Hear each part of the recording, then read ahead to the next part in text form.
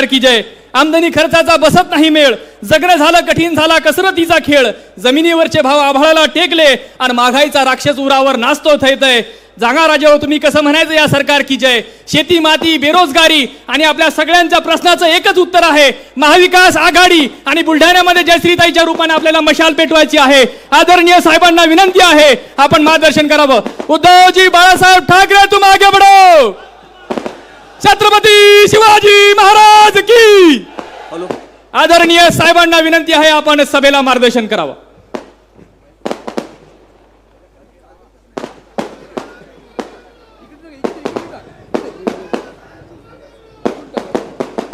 साहेब जनभावना देखील अशी आहे की जालंधर भाऊ यांच्या निष्ठेमध्ये मातोश्री आणि मातोश्री त्यांच्या हृदयामध्ये आहे। त्यामुळे जनभावनेचा आदर या ठिकाणी होणार आहे। कृपया काळजी करण्याचं कारण नाही। आदरणीय उद्धव साहेब तुम आगे बढ़ो।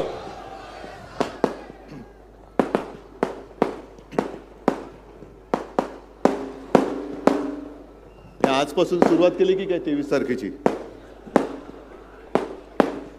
जमलेल्या माझ्या तमाम महाराष्ट्रप्रेमी बांधवांनो, भगिनी आणि मातांनो,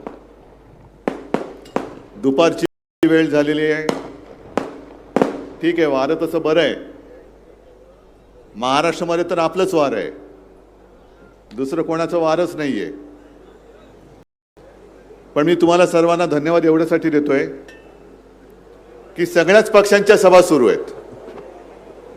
विशेषतः ज्यांच्याकडे आता गेले 2.5 वर्ष आणि पुढचे 8 दिवस सत्ता राहिलेली आहे ते सुद्धा सभा घ्यायचा प्रयत्न करतायत, गर्दी गोळा करण्याचा प्रयत्न करतायत, गाड्या पाठवतायत, माणसी किती तेवढे पैसे देत आहेत, खाण्यापिण्याची सोय करतायत। तरी देखील माणसं जेवून वगैरे निघून जातात, त्यांचं भाषणच कोण ऐकायला तयार नाही। पण तसं इकडे नाहीये। तुम्ही सगळे काय सांगायचं तुम्हाला, जीवाभावाची माणसं ताण भुकेची पर्वा न करता भर दुपारी माझ्यासाठी थांबलात, त्याच्याबद्दल मी तुमचा खरोखर ऋणी आहे। लोकसभेनंतर आज आपण पहिल्यांदा भेटतोय। लोकसभेचा पराभव आपला निसटता झाला, पण तो नाही म्हटलं तरी चटका लावून गेलेला आहे। एक थोडी मतं आणखीन इकडून तिकडून खेचली असती तर लोकसभेमध्ये इथून गेलेला तो सुद्धा गद्दार आपण तेव्हाच पाडला असता। ठीक आहे, प्रत्येकाची एक वेळ यावी लागते, त्याची वेळ सुटली, शेपटावरती निभावलं, पण आता याची वेळ काय टळत नाही।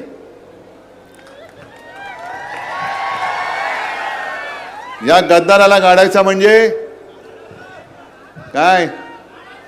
गाडायचा म्हणजे जरा जोरात तरी बोला। असा बोलला पाहिजे की तो नकली दातासकट पळून गेला पाहिजे। आपल्याला सर्वांना कल्पना आहे की मी लोकसभा निवडणुकीत सुद्धा जवळपास प्रत्येक विधानसभा मतदारसंघात आपल्या भेटीसाठी आलो होतो। नरूभाऊ आपले उमेदवार होते, जालिंदर भाऊ आपले जिल्हा प्रमुख काम करत होते, जयश्रीताई बरोबर होत्या, रेखाताई सोबत होत्या, काँग्रेसची सगळी लोक बरोबर होतीच, राष्ट्रवादीची होती।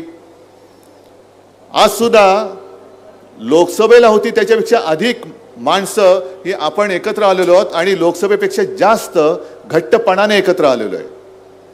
कारण आपल्याला कळलंय की जे लोकसभेच्या निवडणुकीआधी सगळ्यांना वाटत होतं की या मोदींना कोण घालवू शकेल, कोण हरवू शकेल, आणि संपूर्ण देशाने पाहिलं की यांचं उधळलेलं जे खेचर होतं ते केवळ आणि केवळ महाराष्ट्र अडवू शकत होतं आणि महाराष्ट्राने ते अडवून दाखवलं होतं, नक्कीच दाखवलं होतं।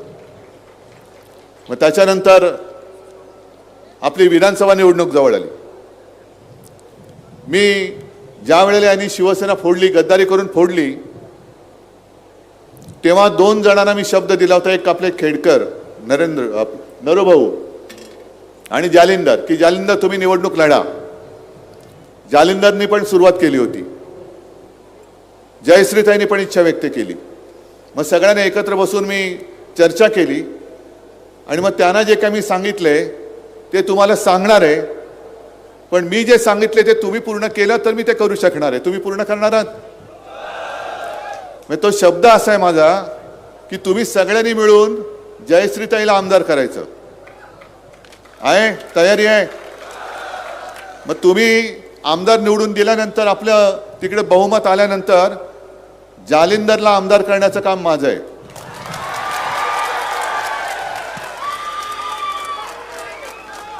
कारण अशी माणसं हल्ली सापडत नाहीत. संपूर्ण तयारी केल्यानंतर जालिंदरला सांगितलं, जालिंदर थांबा, साहेब तुमचा आदेश. एका क्षणामध्ये थांबला तो. आणि त्यांचं पुढचं भवितव्य ह्याची जबाबदारी माझी आहे, ती मी घेतलेली आहे, तुमच्या सगळ्यांच्या साक्षीने मी घेतलेली आहे. कारण माझ्याकडे फसवाफसवी नाही, माझ्याकडे थोतांड चालत नाही. जे संस्कार आपल्यावरती आपले आई वडील करतात तेच संस्कार आपली ओळख म्हणून पुढे आपल्याला नेत असतात. जे शिवसेना प्रमुखांनी मला सांगितलं की उद्धव एक लक्षात ठेव की बाकी सगळ्या गोष्टी जातात आणि परत येतात.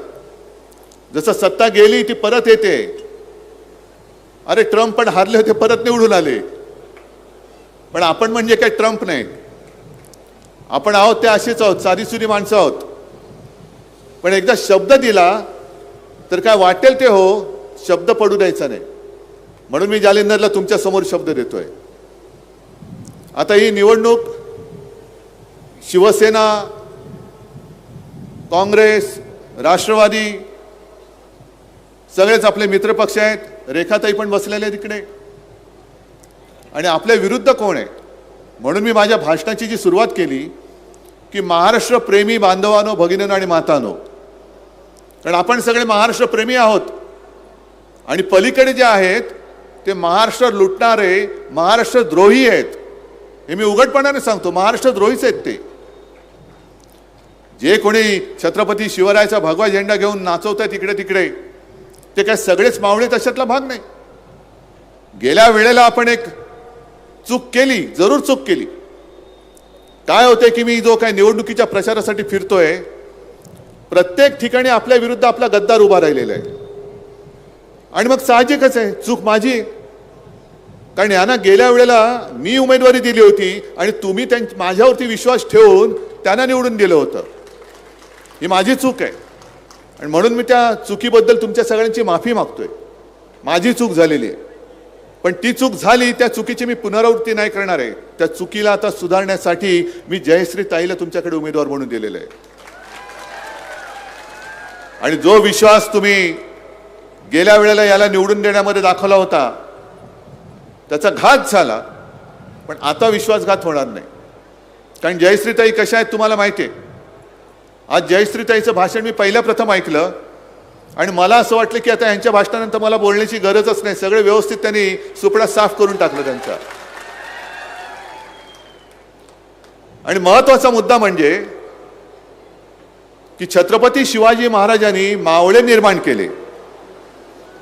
आणि हा जो शिवरायाचा पवित्र भगवा आहे तो मावळ्याच्या हातात शोभतो, दरोडेखोराच्या हातात शोभत नाही.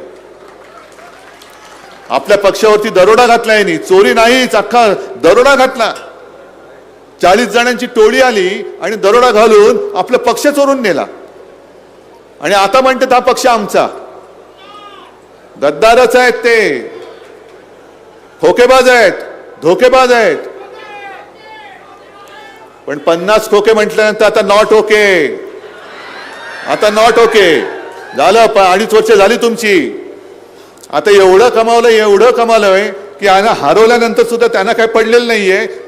ते त्यांचं आयुष्य जगाला पुढच्या अनेक पिढ्यांसाठी त्यांनी भरून ठेवलेलं आहे. प्रश्न आहे तुमचा. त्यांना तुम्ही संधी दिली म्हणजे आपण संधी दिल्यानंतर संधीचं सोनं करायच्या ऐवजी त्यांनी संधीची माती करून टाकली. भरभराट त्यांची झाली. पण ज्यांनी निवडून दिलं होतं की अरे तू माझ्या घरासाठी काहीतरी करशील, माझ्या कुटुंबियांसाठी काहीतरी करशील, माझ्या शेतमालाला भाव देशील, माझ्या मुलाला नोकरी देशील, ते तसेच बसलेत. आणि हे माजलेच नुसते 50 खोके तर आता नुसते सुटे पैसे झाले असतील त्यांना. त्यांची घरं भरल्यानंतर हे आज पुन्हा एकदा न केलेल्या कामाचं सगळीकडे गवगाव करतायत. एका गोष्टीचा मला खरंच आनंद आहे की एवढे जेवढे पुरुष आहेत त्याच्यापेक्षा जास्त इकडे माझ्या माता भगिनी बसलेल्या आहेत. ही मातृशक्ती आहे. आणि बुलढाणा म्हटल्यानंतर मातृशक्तीला वंदन केलंच पाहिजे, जिजाऊच आहे. मी व्यासपीठावरती आल्यानंतर रेखाताईने माझ्या हातात एक कागद दिला आणि त्यांचा गैरसमज मी दूर केला.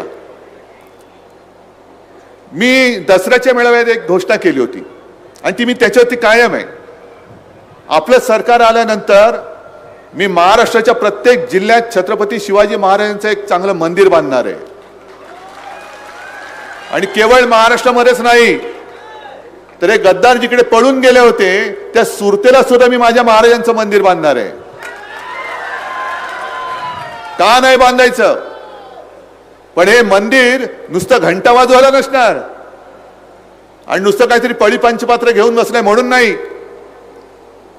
तर महाराजांचं मंदिर हे आमचं संस्कारपीठ आहे. महाराज छत्रपती शिवाजी महाराज हे नुसतं मंदिर असो वा नसो, मंदिर तर बांधतोच आहोत, पण स्वतः छत्रपती शिवाजी महाराज हे मोठं संस्कार पीठ आहे. ते केवळ महाराष्ट्रासाठी नाही तर जगासाठी आहे.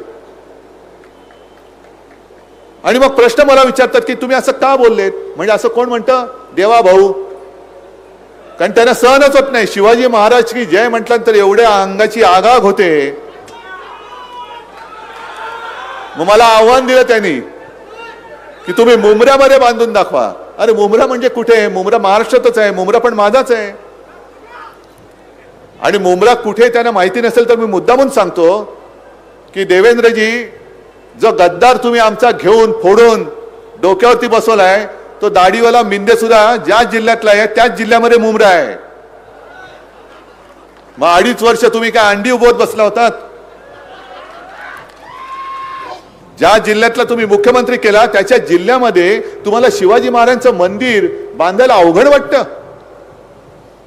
आज जरी गेलात तरी त्या मुंबऱ्याच्या वेशीवरती छत्रपती शिवाजी महाराज, शाहू फुले, आंबेडकर, सावित्रीबाई, जिजाऊ यांची चांगली शिल्प तिकडे ठेवलेली आहेत.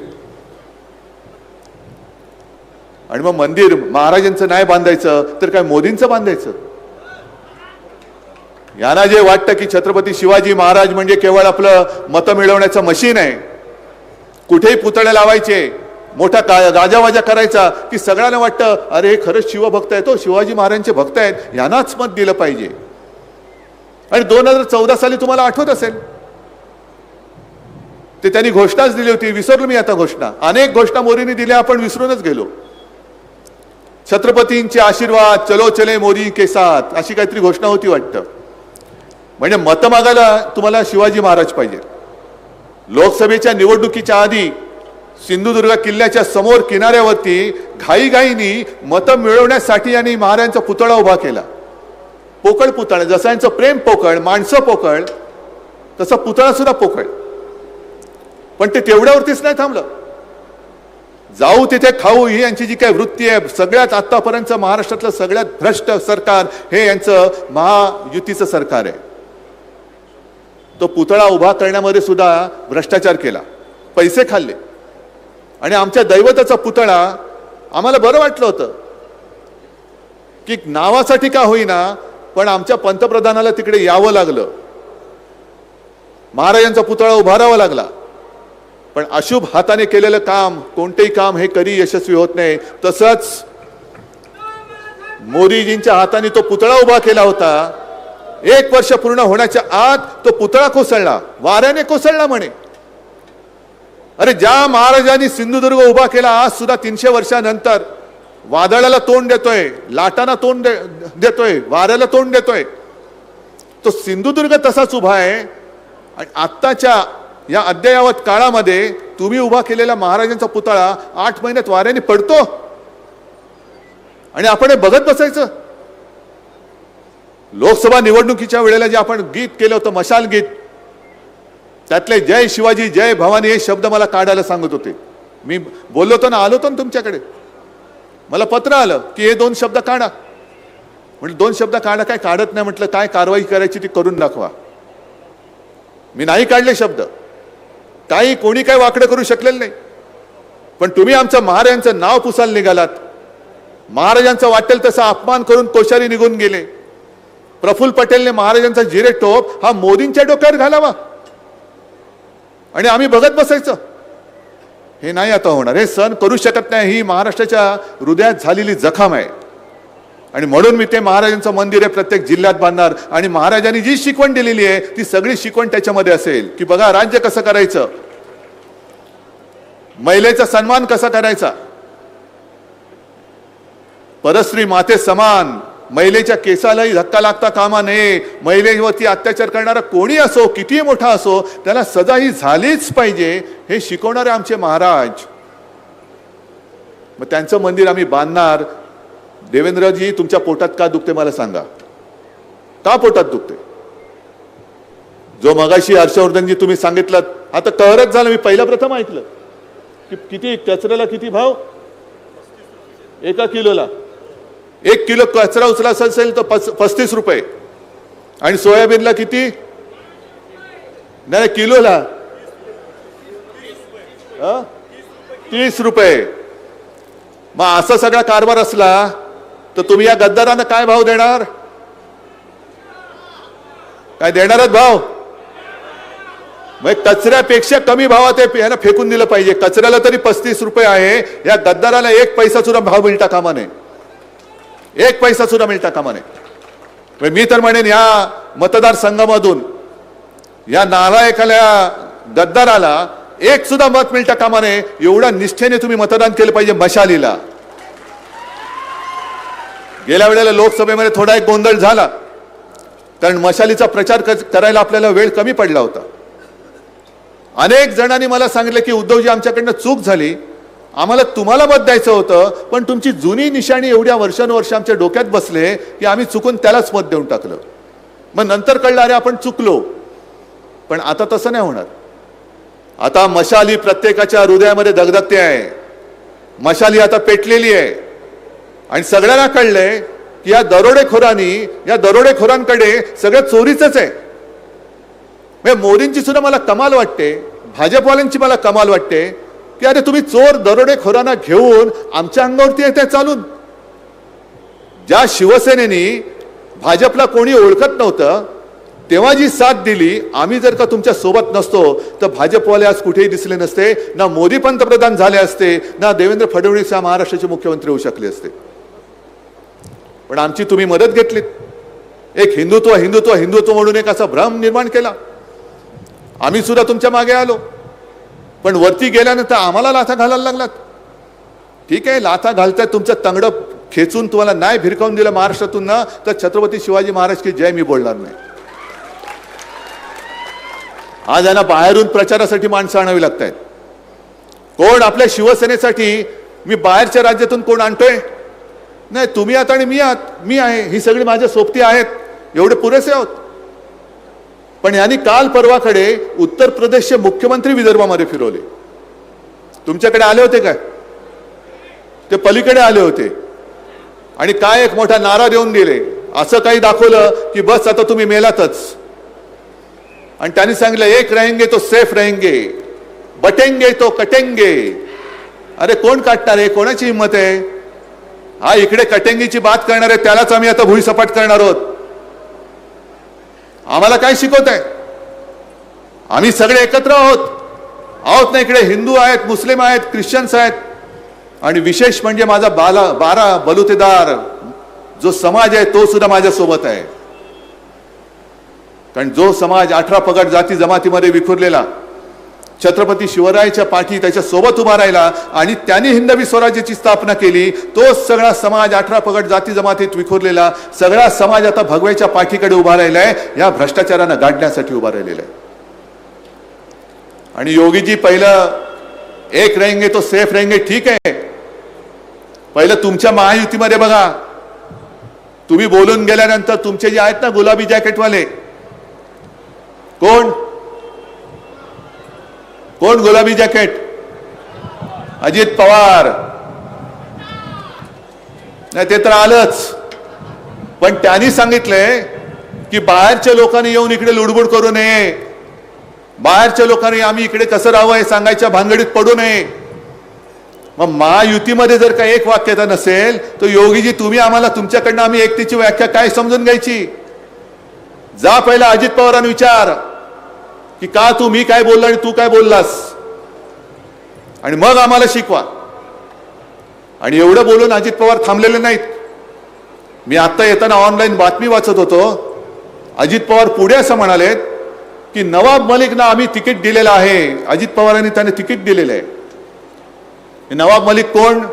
माझ्यासोबत मंत्री होते, माझे सहकारी मंत्री होते. त्यांना अटक केली होती भाजपने आणि काय कावर उठवलं होतं की दाऊदचा माणूस आहे, दाऊदचा माणूस आहे. मी मंत्रिपदावरनं त्यांना काढलं नव्हतं. तुम्ही मंत्रिमंडळातून काढा, मी नाही काढलं. यांनी तुरुंगात टाकलं. मग अजित पवार तिकडे गेल्यानंतर यांनी सोडलं त्यांना बाहेर. आणि सोडल्यानंतर जे एक अधिवेशन झालं विधानसभेचं, त्या अधिवेशनात हे त्या सत्ताधारी पक्षाच्या गटात जाऊन बसले होते. मग सगळीकडे बोंबाबोंब झाली. नागपूरचं अधिवेशन होतं.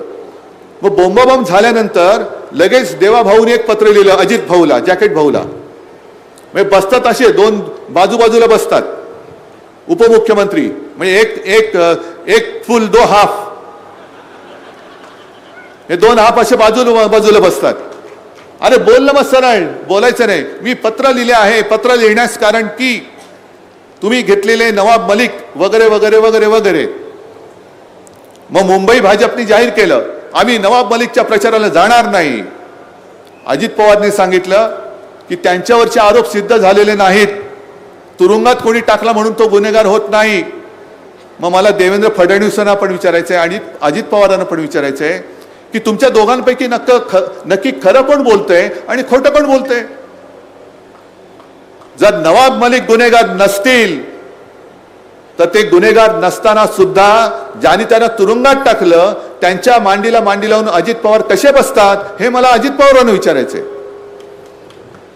आणि नवाब मलिक जर का गुन्हेगार असतील तर त्यांना अधिकृत पक्षाची उमेदवारी देऊन त्यांच्या प्रचाराला ते जाणार असं जाहीर करणाऱ्या अजित पवारांच्या मांडीला मांडी लावून देवेंद्र फडणवीस कसे बसतात हे मला सांगायचं, विचारायचंय.